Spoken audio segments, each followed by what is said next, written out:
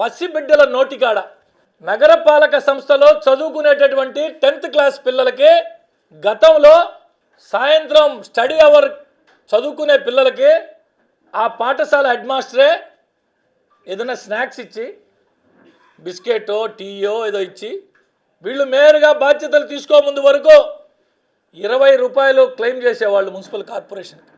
20 రూపాయలు. ఇవన్నీ కూడా రికార్డెడ్గా చెప్తున్నా నేను, మీకు ఎవరికి ఆధారాలు కావాలని ఇస్తా. 70 రూపాయలు 2 బోండా 70 రూపాయలు. ఎవరయ్యా? గౌరవ మేయర్ గారి మౌఖిక ఆదేశాలతో సిరాజ్, అన్ని బిల్లులు సి బిల్లులే సిరాజ్. ఎవడయా ఈ సిరాజ్? మాజీ మేయర్ గారు ఇంటికాడికి పోయి నా సొంత మనిషి సిరాజ్ ఇంటికి పోలీసు వాళ్ళు వచ్చారు, అటెండ్ మర్డర్ కేసులో పోలీసు వాళ్ళు వచ్చారని చెప్పి నానా యాగి చేసినటువంటి సిరాజ్. ప్రతి సి bill Siraj. Corporation commissioner IAS officer సంతకం ఫోర్జరీ దగ్గర నుంచే పసిబిడ్డల నోటికాడ స్నాక్స్.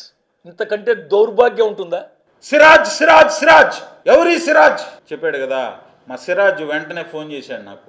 అన్నా నేను పెడతాం అనుకుంటున్నాను రేపు ఉదయం 10 గంటలకి విలేకరుల సమావేశం, బోండాలు బజ్జీలు తిని నేనేదో కోట్ల రూపాయలు దోచేశానని చెప్పాడు. ఏందన్నా ఇది అన్యాయం, నేను పెడతాను నా విలేకరుల సమావేశం అని చెప్పాడు.